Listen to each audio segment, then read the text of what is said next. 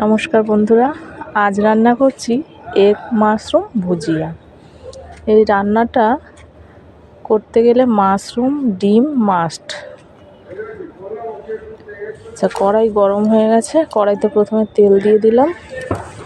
তেল দেওয়ার পর এখন আমি জিরে ফোড়ন দিয়ে দিলাম। জিরে ফোড়ন দেওয়ার পর এখন দেব পেঁয়াজ কুচি।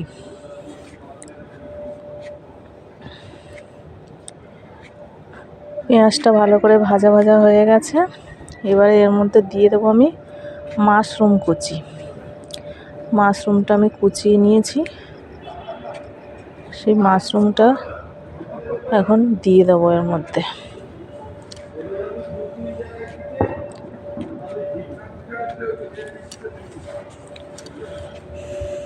মাশরুমটা ভালো করে ভাজা করে নিতে হবে।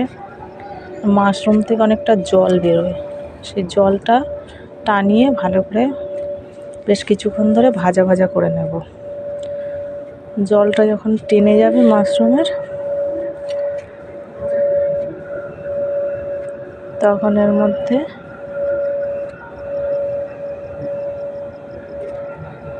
আরও যেসব রান্নার উপকরণগুলো আছে সেগুলো অ্যাড করব। এখন মাশরুমটা ভাজা হতে থাকুক, আমি এদিকে ডিমটা ফেটিয়ে নিই ভালো করে। আমি এখানে 5টা দেশি মুরগির ডিম নিয়েছি। দেশি মুরগির ডিমটা ভালো করে ফেটিয়ে নেব।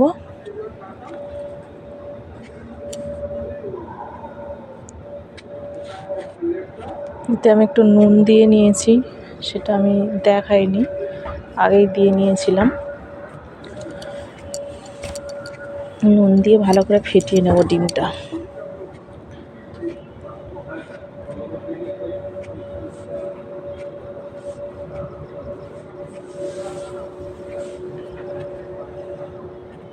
যে ভালোভাবে ডিমটা ফেটানো হয়ে গেছে, এখন ডিমটা আমি একটা সাইডে রেখে দেবো। এদিকে দেখি মাশরুমটা কী হলো। হ্যাঁ, অনেকটাই ভাজা ভাজা হয়ে গেছে। এর মধ্যে আমি টমেটো কুচিটা দিয়ে দেবো। এবারে টমেটো কুচি দিয়ে ভালো করে নাড়াচাড়া করে নেব।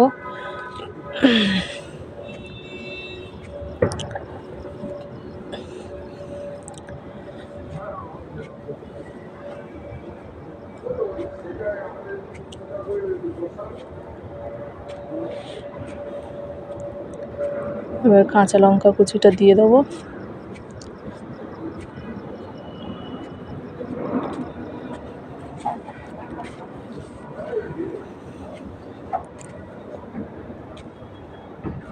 ভালোভাবে নাড়াচাড়া করে নিচ্ছি।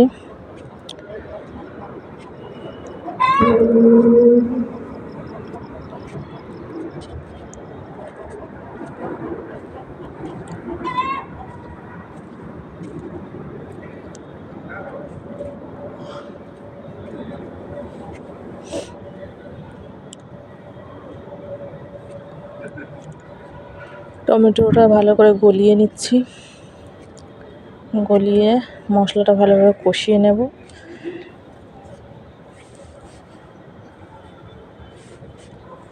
মশলা ভালোভাবে কষানো হয়ে গেলে, ওই যে মশলার তেল ছেড়েছে, এবার এর মধ্যে একটু হলুদ গুঁড়ো দিয়ে দেবো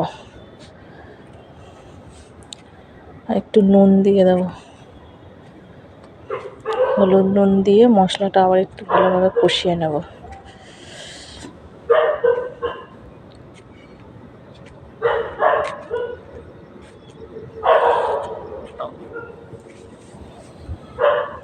মশলা প্রায় কষানো হয়ে এসছে। এবার এর মধ্যে আমি দিয়ে দেবো আগের থেকে যে ডিমটা ফেটিয়ে রেখেছিলাম, সেই ফেটানো ডিমটা। ফেটানো ডিমটা দিয়ে ভালো করে নাড়াচাড়া করে শুকনো করে ভাজা ভাজা করে নিলে রেডি হয়ে যাবে ডিম মাশরুম ভুজিয়া।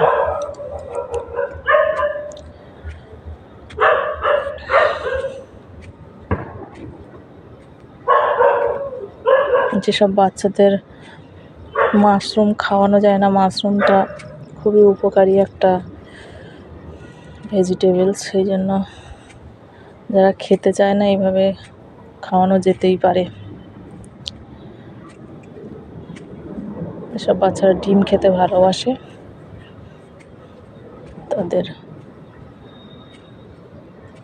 এইভাবে রান্না করে খেতে দেওয়াই যেতে পারে। তারা বুঝতেও পারবে না কি খাচ্ছে, খেয়ে নেবে।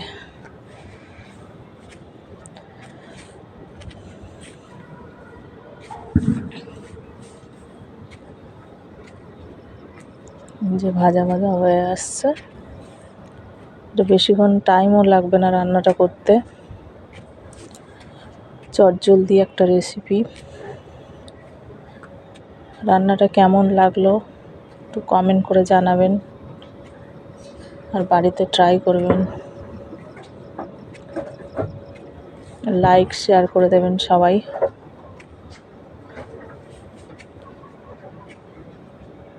যারা রান্নাটা দেখবেন তাদের অনেক অনেক ধন্যবাদ রেসিপিটা দেখার জন্য।